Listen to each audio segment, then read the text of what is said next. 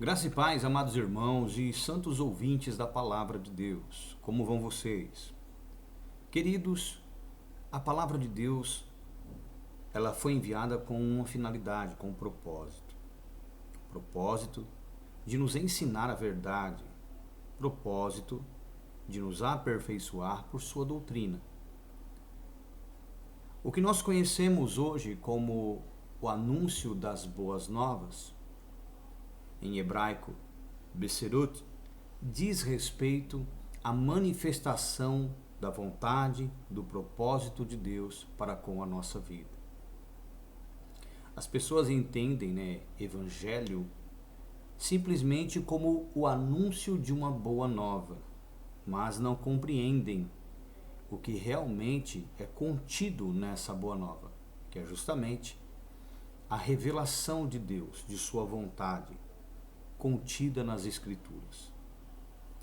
E muitos têm pregado, muitos têm vivido de maneira totalmente oposta àquilo que as Sagradas Escrituras assim o pedem.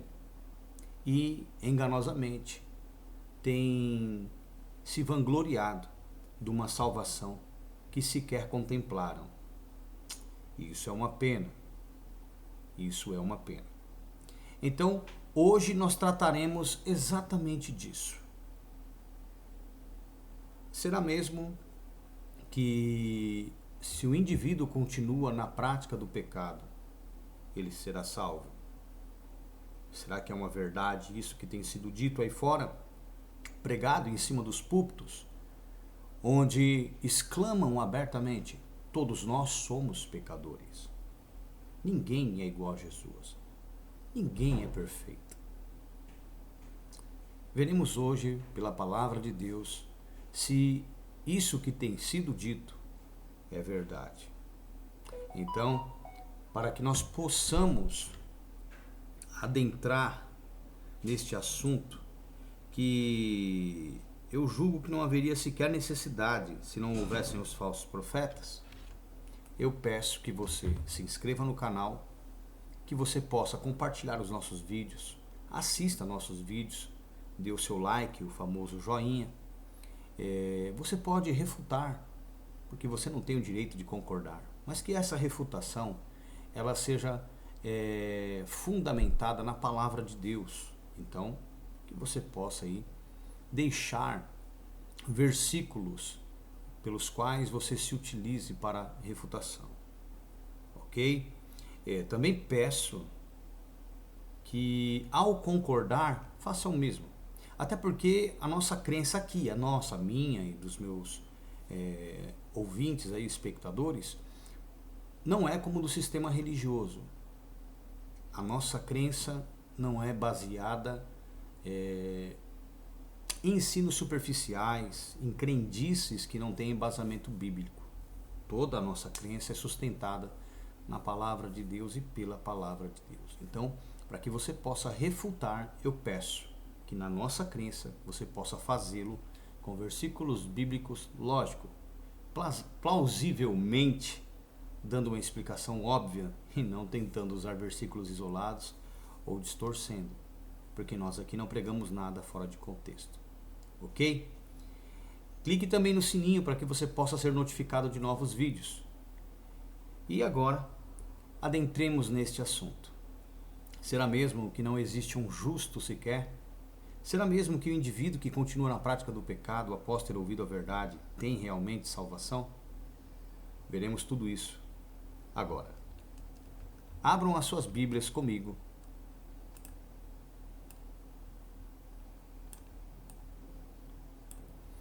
Em Romanos, capítulo de número 3,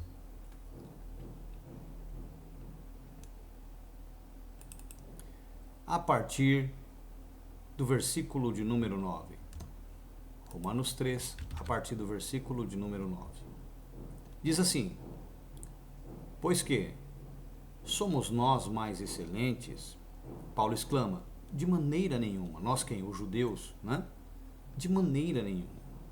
Pois já dantes demonstramos que tanto os judeus como gregos, todos estão debaixo do pecado. Olha que coisa, no poder do pecado. Vamos entender isso. Como está escrito, não há um justo, nenhum sequer.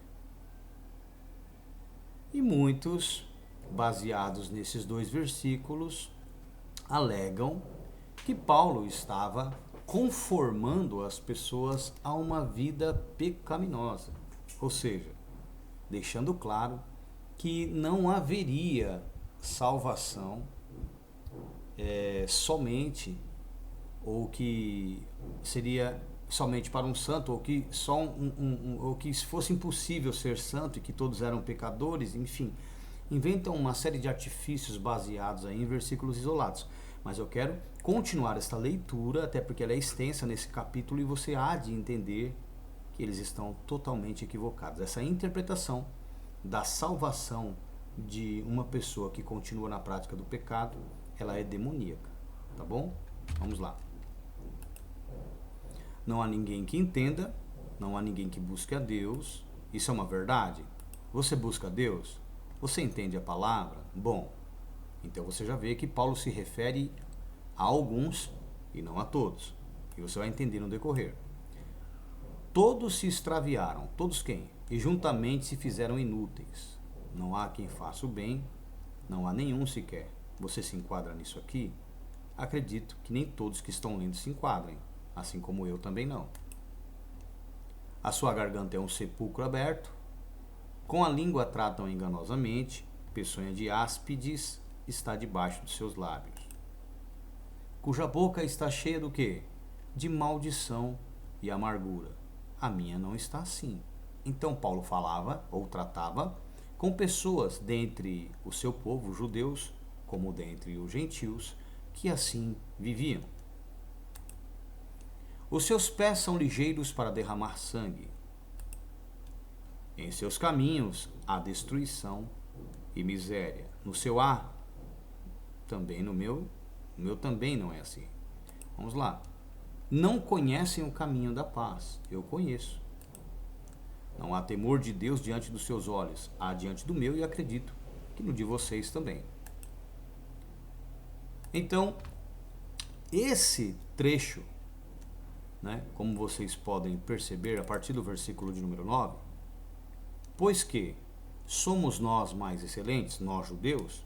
De maneira nenhuma, pois já dantes demonstramos que tanto judeus como gregos, todos estão debaixo do pecado. Daí então Paulo traz essa lista definindo o estado das pessoas que estão debaixo do pecado. Obviamente, algumas praticam mais, outras praticam menos, o que está aqui, outras tudo e até algo mais, né? Mas também tem aquelas que não praticam nada do que Paulo retrata aqui acerca da vida de um condenado, de alguém que está debaixo do pecado. Ok? Todavia, se você se encontra nesse estado deplorável descrito por Paulo, ainda há salvação para você. E é justamente sobre isso que nós leremos agora a partir do versículo de número 21. Prestem atenção. Mas agora se manifestou sem a lei a justiça de Deus, tendo o testemunho da lei e dos profetas. Então vamos lá. Mas agora se manifestou sem a lei, ou seja, não é sem a lei no sentido dela deixar de existir ou deixar de atuar, mas no poder de não condenar por conta da justiça de Deus, tá? Mas agora se manifestou sem a lei a justiça de Deus, tendo o testemunho da lei e dos profetas. Isto é, a justiça de Deus pela fé em Jesus Cristo, ou Yeshua, o Messias, como nós cremos e assim o chamamos, para todos e sobre todos os que creem, porque não há diferença. Então, o indivíduo encontrado naquele estado descrito pelo apóstolo Paulo, do versículo 9 até o versículo 18, aqui, pela fé, ele acaba sendo justificado dos seus pecados. Isto é, a justiça de Deus pela fé em Yeshua, o Messias, para todos e sobre todos os que creem, porque não há diferença ou nenhuma discriminação, né? Vamos lá, tanto para judeus quanto para gregos. Porque todos, judeus e gentios, pecaram, pretérito, e destituídos estão, até então, da glória de Deus. Sendo, vamos aqui tratar agora da mudança de estado, sendo justificados gratuitamente pela sua graça. Então o indivíduo ele era daquele jeito, e pela fé que ele teve em Cristo, ele foi o quê? Ou tem sido o quê? Justificado gratuitamente pela sua graça, pela redenção ou remissão de pecados que há no Messias e Yeshua. Ao qual o Messias e Yeshua, Deus propôs para a propiciação pela fé no seu sangue, para demonstrar a sua justiça pela remissão dos pecados dantes cometidos, aquela condição relatada por Paulo, do versículo 9 ao 18, na qual todos nós nos encontrávamos até termos sido justificados, termos recebido a redenção. Então tratamos aqui do sacrifício de Cristo como o perdão ou a justificação dos pecados dantes, veja bem, dantes cometidos, debaixo da paciência de Deus. O que isso significa? Que aqueles que foram justificados por aquilo que faziam, não podem mais continuar fazendo aquilo. Porque Cristo morreu pelos seus pecados. Cristo morreu de uma vez pelos seus pecados, para levar-nos a Deus. E é uma coisa que muita gente não entende. É uma coisa que muita gente não entende. Ok? E nós temos que tomar muito cuidado quando tratamos aí de continuarmos na prática do pecado. Porque o sacrifício de Cristo foi pelos pecados dantes cometidos. Ok?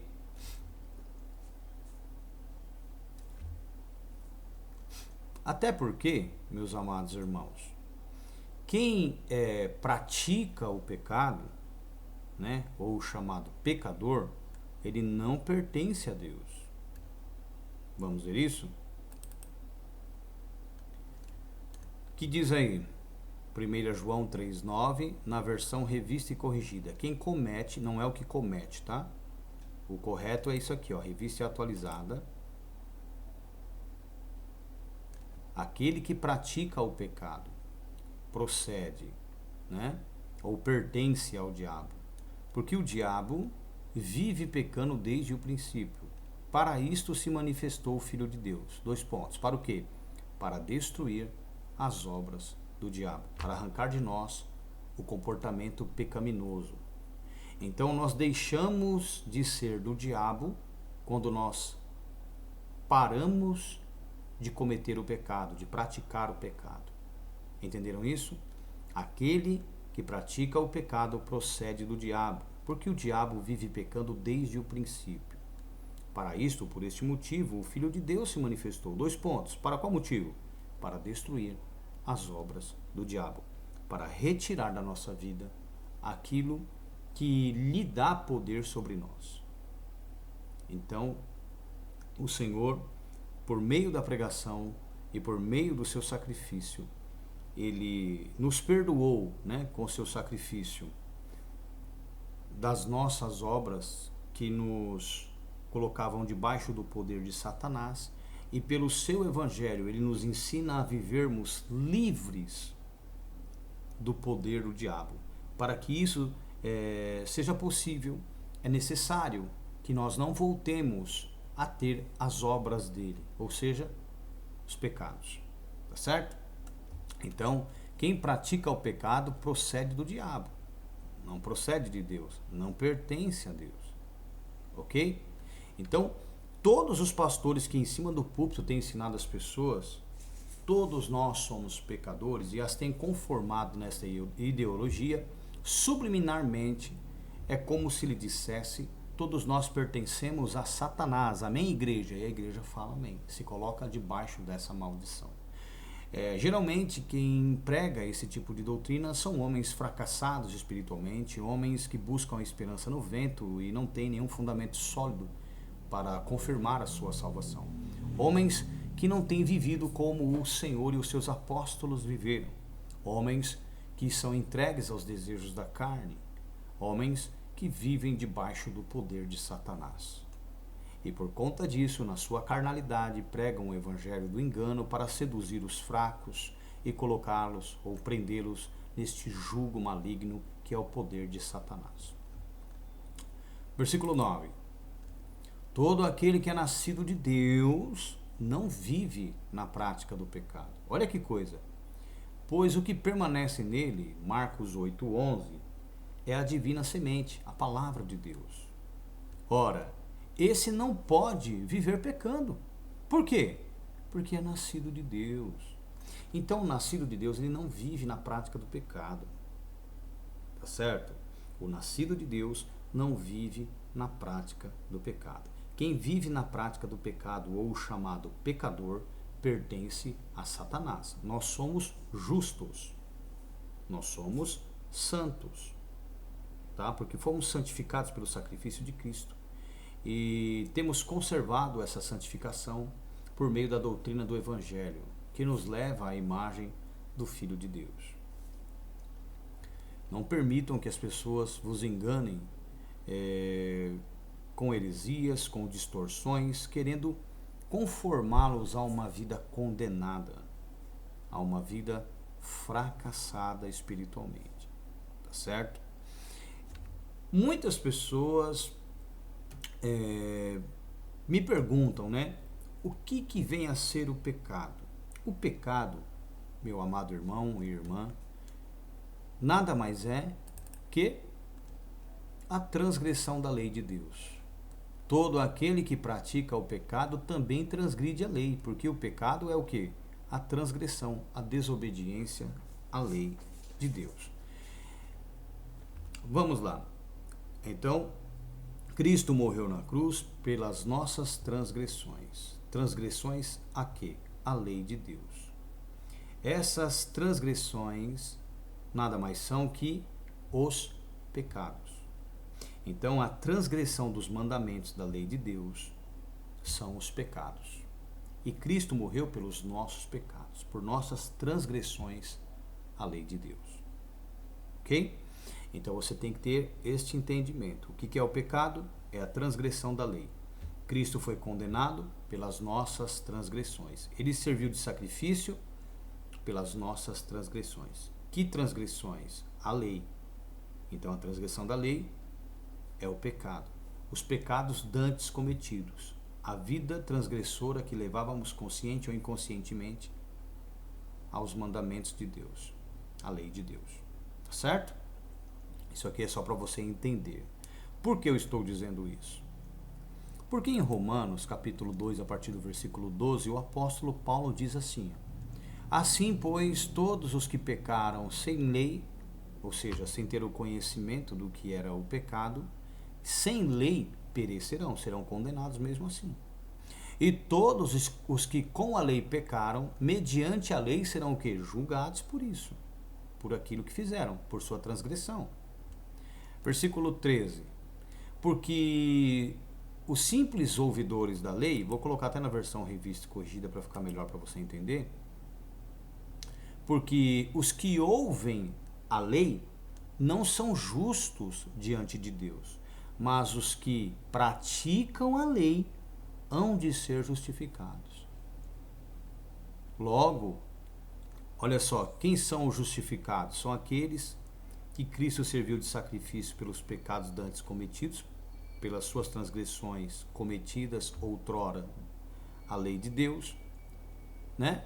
Mas que agora não são só ouvintes, mas praticantes da lei. Olha o que ele diz: porque os que ouvem a lei não são justificados diante de Deus, mas os que praticam a lei hão de ser justificados. Olha que tremendo.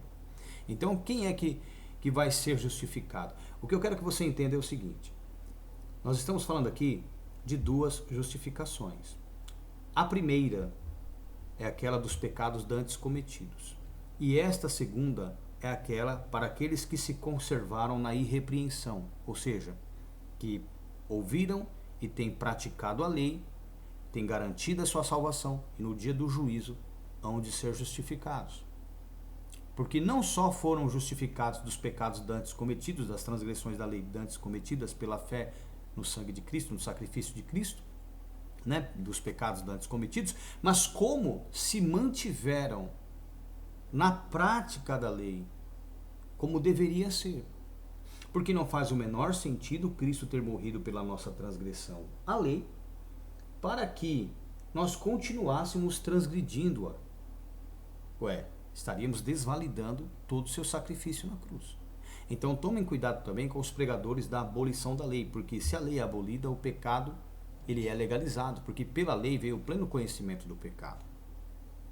Então, se você retira a lei, você, consequentemente, está aí legalizando o pecado e se colocando na posição de condenado. Tá certo? Porque os que ouvem a lei não são justos diante de Deus, mas os que praticam a lei hão de ser justificados. Versículo 14. Porque quando os gentios, olha que interessante, que não têm lei, que não ouviram a lei, fazem naturalmente as coisas que são da lei, praticam a lei, não tendo eles lei, para si mesmos são lei. Olha que coisa tremenda. Como é que eles fazem isso?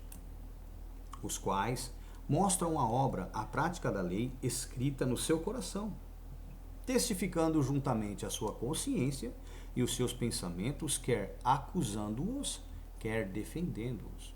Aqui nós vemos a ação do Espírito que coloca no entendimento do santificado a lei no entendimento e no coração.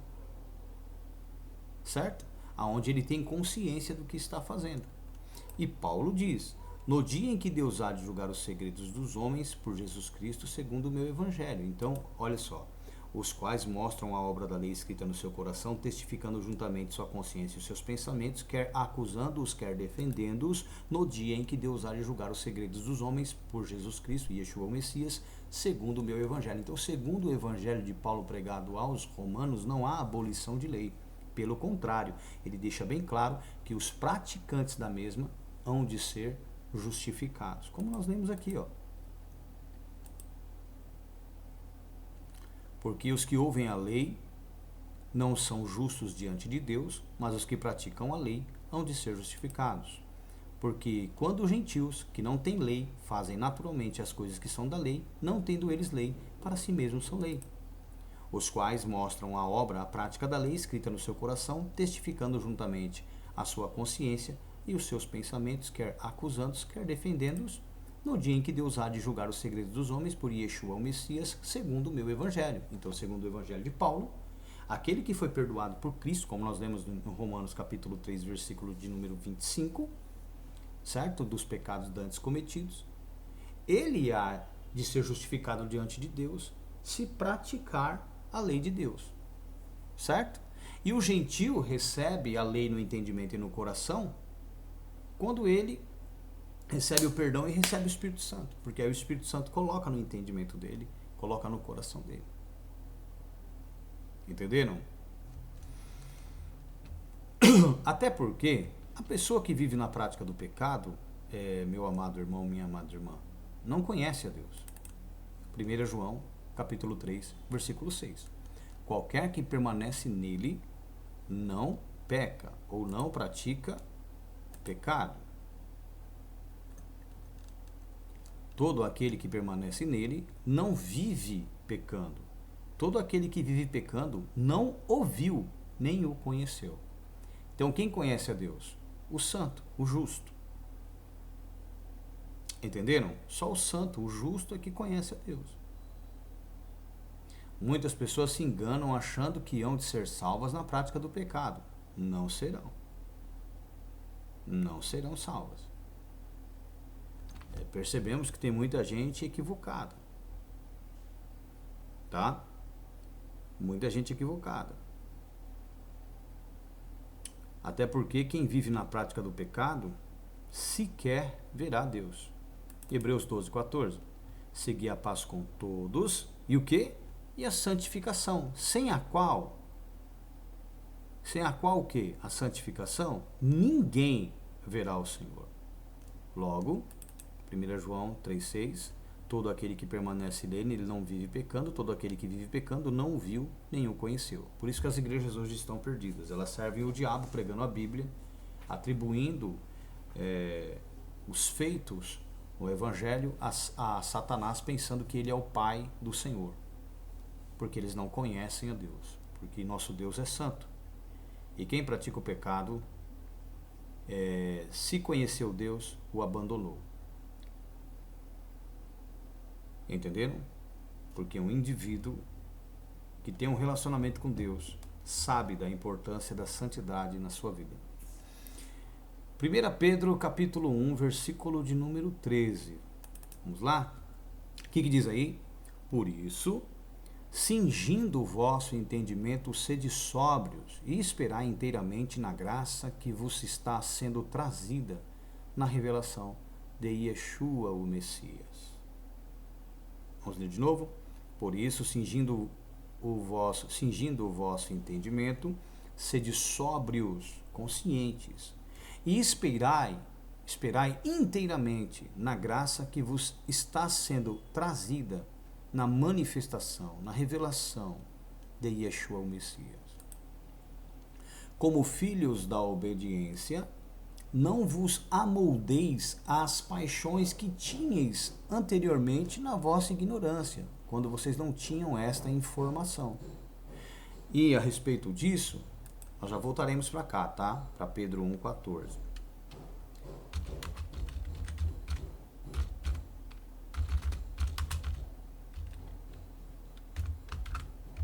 Nós já voltaremos para cá. Vamos comigo em Romanos, capítulo de número 12. Eu quero explicar para vocês.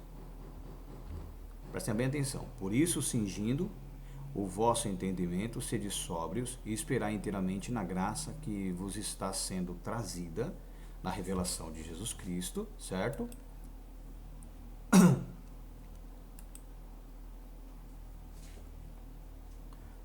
Como filhos da obediência, não vos amoldeis às paixões que tinhais anteriormente na vossa ignorância, quando vocês não tinham entendimento. Por que eu estou falando isso? Por causa disso aqui, olha. Romanos capítulo 12, a partir do versículo 1. Olha o que diz. Rogo-vos, pois, irmãos, pelas misericórdias de Deus, que apresenteis o vosso corpo em sacrifício vivo, santo e agradável a Deus, que é o vosso culto racional. Então, o culto de quem raciocina, de quem tem entendimento, é esse, aonde o indivíduo apresenta o seu corpo em sacrifício vivo. Não é depois de morto que você se torna santo, que você vence a natureza. Não. É em vida. As igrejas pregam que nós só teremos a perfeição após a morte e ressurreição. Não, a perfeição se conquista em vida. A santidade, a postura de Cristo, a imagem de Deus, nós desenvolvemos em vida por meio do sacrifício de Cristo que nos perdoou dos pecados dantes cometidos e a nossa obediência aos mandamentos de Deus, guiados pelo Evangelho, que são as instruções que tornam isso possível, para que sejamos justificados diante do trono e sejamos salvos, mas a santidade é aqui que se adquire. Então, Paulo diz, rogo-vos, pois, irmãos, pelas misericórdias de Deus, que apresenteis o vosso corpo em sacrifício vivo, é em vida, santo e agradável a Deus, que é o vosso culto racional, o culto de quem pensa. Olha o versículo 2. E não vos conformeis ou amoldeis, né? Não vivam em conformidade com este século, com este mundo, ok? Com este mundo. Ó, revista corrigida. E não vos conformeis com este mundo, com esta geração, com este povo, mas transformai-vos pela renovação do vosso entendimento. Não é transformai-os, porque o mundo não muda, o mundo é do diabo. Aqueles que não são de Deus são do diabo, eles não vão mudar, tá? Então ele pede o que para a igreja? E não vos conformeis com este mundo, não vivam em conformidade com o comportamento das pessoas que estão neste mundo, mas transformai-vos. Mudem-se a si mesmos. Convertam-se. Mas transformai-vos pela renovação do vosso entendimento. Então, quando você ganha entendimento, você sai da ignorância. Ao sair da ignorância, você tem que modelar a sua postura, conformar a sua postura, amoldar a sua postura ao entendimento que você recebeu. Certo? Entendimento que diz respeito a te tornar um santo. Que são as palavras que nós trazemos para santificar os nossos ouvintes. Nós já veremos isso um pouquinho mais para frente. Mas transformai-vos pela renovação do vosso entendimento, para que nesta transformação experimenteis qual seja a boa, agradável e perfeita vontade de Deus. Agora eu te pergunto, qual é a vontade de Deus? Vejamos. 1 Tessalonicenses 4, a partir do versículo de número 3. Paulo ainda ensina, porque esta é a vontade de Deus, lembra? Então, você quer experimentar a vontade de Deus? Como nós lemos lá em Romanos capítulo 12, versículo 2. Qual é essa vontade? Porque esta é a vontade de Deus. O quê? A vossa santificação. Que vos abstenhais da fornicação, prostituição, enfim. Daqui Paulo vai dar continuidade. Mas voltemos a 1 Pedro 1,14. Como filhos obedientes, não vos conformando com as concupiscências, com os desejos, não vivam mais em conformidade, né? Na prática dos seus desejos que antes havia em vossa ignorância, quando vocês não tinham entendimento. Como eu mostrei, né? Que uma pessoa que raciocina vive lá em Romanos 12, versículo 1, oferecendo seu corpo em sacrifício santo, em sacrifício vivo, santo e agradável a Deus, que é o culto racional, né? Não se conformando com este mundo, mas transformando-se segundo a renovação que recebeu no seu entendimento, a elucidação, o esclarecimento que recebeu, onde ele abandona a ignorância que o mantinha na prática do pecado. Versículo 15. Mas como é santo aquele que vos chamou, o que diz aí? Sede vós também santos em toda a vossa maneira de viver.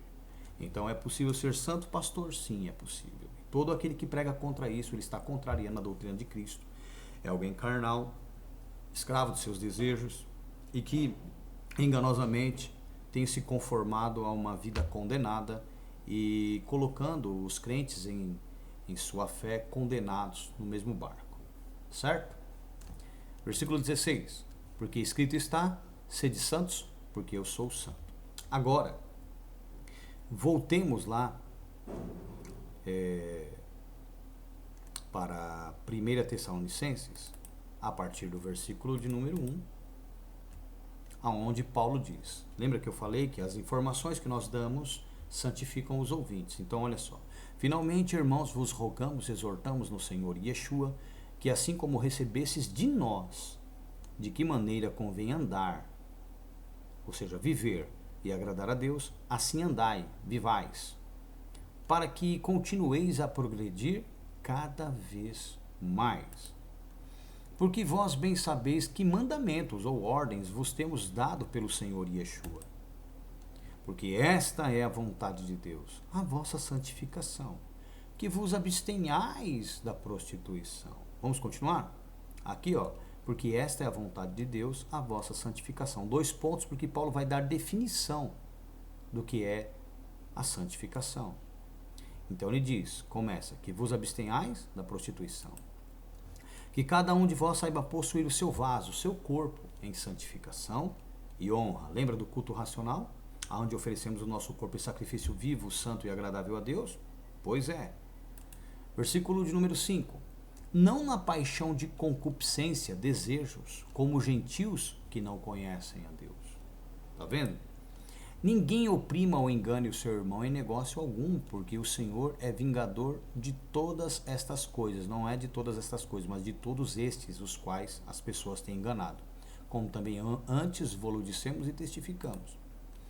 Porque não nos chamou Deus para o quê? Para a imundícia, para continuarmos na prática do pecado, mas para santificação. Olha que coisa. Então, santificação entra contrapartida à imundícia no sentido de purificação dos pecados. Versículo 8. Portanto, quem despreza isto, ou seja, a doutrina da santificação, não despreza o homem, mas sim a Deus, que nos deu também o seu Espírito Santo. Então, quem despreza isto, a vontade de Deus, que é a doutrina da santificação, não despreza o homem, mas sim a Deus. Então, tem muitos que desprezam o que nós dizemos aqui, porque vivem na prática do pecado, são obreiros fraudulentos, são apóstolos de Satanás, pastores do diabo em cima do púlpito, consciente ou inconscientemente, conformados com o pecado, que pregam o conformismo ao pecado, formando aí uma nação de crentes que acreditam numa salvação da qual eles não estão gozando, pessoas condenadas, uma igreja de mortos, ok? Uma igreja de mortos. Então, quando você anda desviado do caminho do entendimento, na congregação, na igreja dos mortos, ou dos condenados, você se encontrará. Olha aqui, ó. Provérbios 21:16. O homem que anda desviado do caminho do entendimento, na congregação dos mortos repousará. Ou seja, na igreja daqueles que estão condenados. Por que congregação dos mortos? Olha só. Romanos 6:23.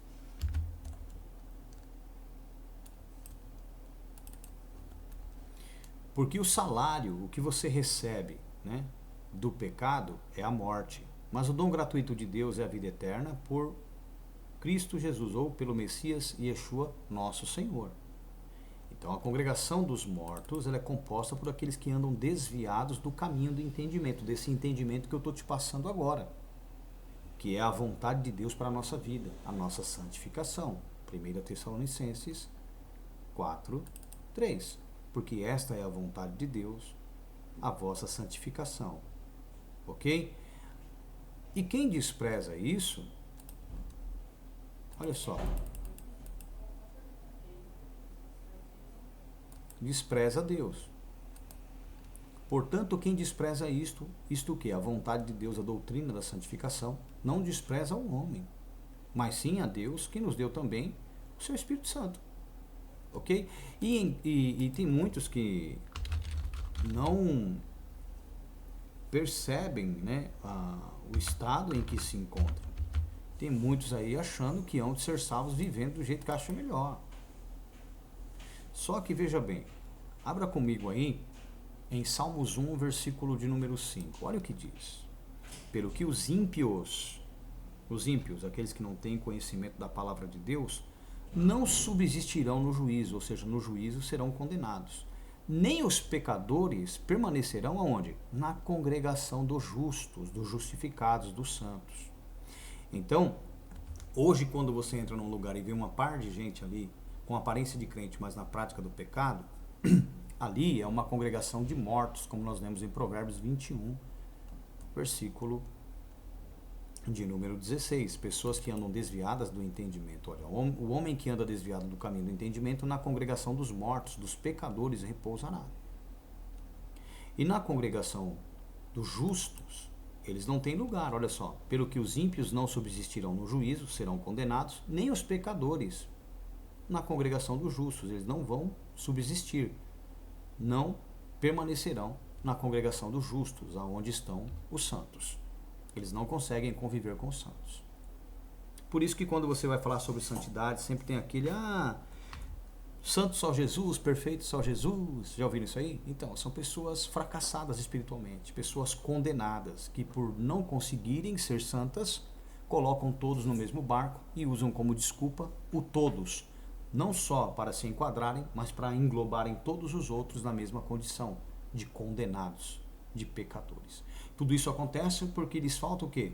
Conhecimento, entendimento. Eles não têm o menor entendimento das coisas de Deus.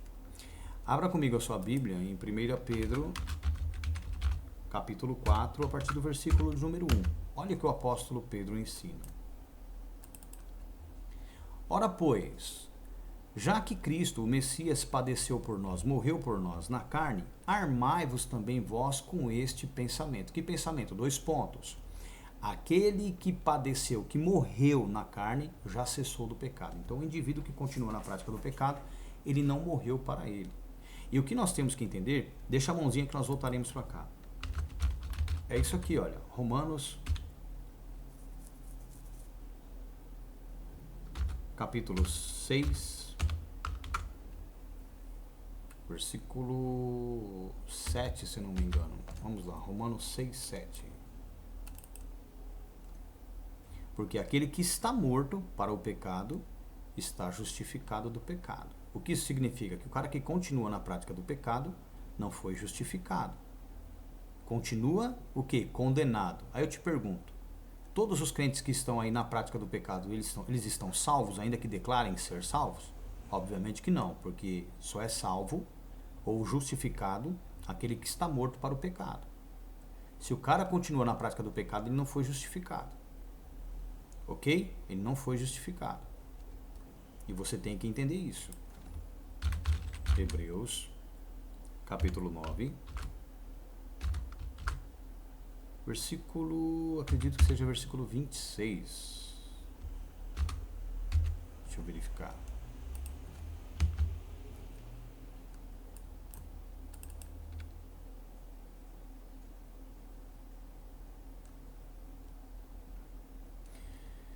A partir do versículo de número 24, olha só, Hebreus 9, a partir do 24. Porque Cristo não entrou num santuário feito por mãos, figura do verdadeiro, ou imitação do verdadeiro, né? Porém no mesmo céu, para agora comparecer por nós perante a face de Deus. Nem também para a si mesmo se oferecer muitas vezes, como o sumo sacerdote a cada ano entra no santuário com sangue alheio. Doutra maneira, necessário lhe fora padecer muitas vezes desde a fundação do mundo, mas agora, na consumação dos séculos, uma vez que se manifestou para aniquilar o pecado pelo sacrifício de si mesmo. Aniquilar o pecado de quem? De todos? Não, de muitos. 7. E como aos homens está ordenado morrerem uma vez, vindo depois disso o juízo, então você morreu, você já recebe uma sentença. Assim também Cristo, oferecendo-se uma vez para tirar os pecados de muitos, aparecerá a segunda vez, sem pecado aos que o esperam para a salvação. Entenderam isso? Então Cristo de uma vez só morreu pelos nossos pecados, pelos pecados dantes cometidos. Para que então, por meio da nossa obediência à lei, sejamos justificados diante do trono, porque Cristo morreu pelos pecados dantes cometidos, pela transgressão da lei dantes cometida, né? Estamos falando do passado, para que nós não voltemos a transgredi-la, pelo contrário, a pratiquemos para que quando chegar no dia do juízo, quando nós formos julgados, e seremos julgados pela lei de Deus, né? Porque é um julgamento, então tem que ter uma lei, nós seremos julgados por aquilo que nós tivermos feito, obediência ou transgressão da lei. Então nós não podemos, depois que Cristo morreu pela nossa transgressão à lei, pelo nosso pecado, continuarmos transgredindo, porque não faz o menor sentido. Tá certo? Não faz o menor sentido. Voltando lá para 1 Pedro 4:1. Ora, pois, já que Cristo padeceu por nós na carne, armai-vos também vós com este pensamento. 2 pontos. Que pensamento? Que aquele que padeceu na carne, aquele que morreu na carne, já cessou do pecado. Então, quem é que está justificado do seu pecado? Lembra Romanos 6, 7? É aquele que morreu para o pecado, que parou de praticar o pecado. Para que no tempo que vos resta na carne, o tempo que vocês ainda estão nesse corpo, encarnados, né, antes da vossa morte, não vivais mais segundo as concupiscências, os desejos que regem a humanidade, as concupiscências dos homens, mas segundo a vontade de Deus. Lembra qual é a vontade de Deus? A nossa santificação. Porque é bastante, foi o suficiente que no tempo passado da vida, na nossa ignorância, fizéssemos a vontade dos gentios, andando em dissoluções, concupiscências, borracheiras, glutonarias, bebedices e abomináveis idolatrias. Ou seja, vivíamos na prática do pecado por conta da nossa ignorância. Então foi o suficiente a vida que nós levamos. Nós não podemos mais continuar vivendo deste modo, vivendo assim. E eles acham estranho, não correrdes com eles no mesmo desenfreamento de dissolução, de depravação moral, blasfemando de vós, falando mal de vós. Ah, esse cara aí, quem ele pensa que ele é? Esse cara aí, ele acha que só ele é salvo, só ele é santo, só ele conhece a verdade. Esses são os argumentos que eles se utilizam quando nós reprovamos a conduta deles, não só com aquilo que nós ensinamos, com a doutrina que recebemos, que trata da vontade de Deus, a nossa santificação, como também com a nossa postura. Nós que vivemos em santidade, calados, com a nossa conduta, reprovamos toda a vida deles. E isso incomoda. Isso incomoda. Ok? Estou trazendo essa mensagem aqui para vocês, porque meu intuito é que vocês sejam elucidados. Meu intuito é que vocês saiam da ignorância, para que vocês não sejam condenados. Ok? Não sejam condenados. Somente o justo será salvo. 1 Pedro 4,17. Diz assim: porque já é tempo que comece o julgamento pela casa de Deus. E se primeiro começa por nós quem é a igreja, qual será o fim daqueles que são desobedientes ao evangelho de Deus? Qual será o fim deles? 18. E se o justo apenas se salva, onde aparecerá o ímpio e o pecador? A revista atualizada diz assim: e se é com dificuldade que o justo é salvo, onde vai comparecer o ímpio? Sim, o pecador. Mas na verdade não é sim, e o pecador. Então o justo com dificuldade é salvo. Só que eles pregam uma facilidade enorme para a salvação do justo. E não é bem assim. Revista corrigida, na versão revista corrigida, e se o justo apenas o justo se salva, onde aparecerá o ímpio e o pecador? Aonde? Versículo 19. Portanto, também os que padecem, os que morrem segundo a vontade de Deus, que é a nossa santificação, encomendam-lhe a sua alma como ao fiel Criador, fazendo o bem ou na prática do bem. Então, quando é que nós encomendamos a nossa alma a Deus? Quando em vida praticamos a sua vontade. Nós morremos obedecendo a sua vontade.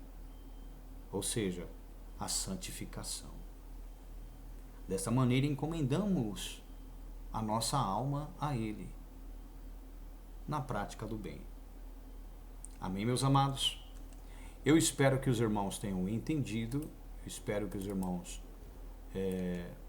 possam ter compreendido essa palavra, ela é extremamente importante para as nossas vidas. Queridos, eu peço agora encarecidamente que você possa contribuir conosco com os seus dízimos e suas ofertas. Você pode contribuir pelo 185-183-398-63. Quem é que pode contribuir? Se você tiver mágoa de alguém ou souber que alguém tem algo contra você, primeiro você vai, separe esse dinheiro em algum lugar, se reconcilie com o seu próximo, daí então você pode fazer o seu Pix, dizimando e ofertando, tá certo? Se você não quer congregar conosco, ou se você não aceita essa palavra, se você não concorda com essa palavra, você também não precisa contribuir conosco. Se você é de qualquer outra crença e não abraça a nossa fé, a sua contribuição também não é bem-vinda. Todavia, se você como nós quer viver, se você tem acreditado naquilo que nós ensinamos, se você não tem mágoa nem ressentimento e ao saber que alguém teve, você tentou se reconciliar pelo menos, você pode contribuir também. Então contribua conosco com seus dízimos e suas ofertas pelo Pix do CPF 185-183-398-63 e o Senhor te abençoará poderosamente. Sabendo que tudo aquilo que você contribuir aqui será utilizado não só para abrirmos aí um local para a pregação do Evangelho, mas também para ajudarmos aqueles que carecem, aqueles que necessitam. Deus abençoe todos vocês, fiquem na paz do Senhor e Yeshua o Messias. E até a próxima. Shalom.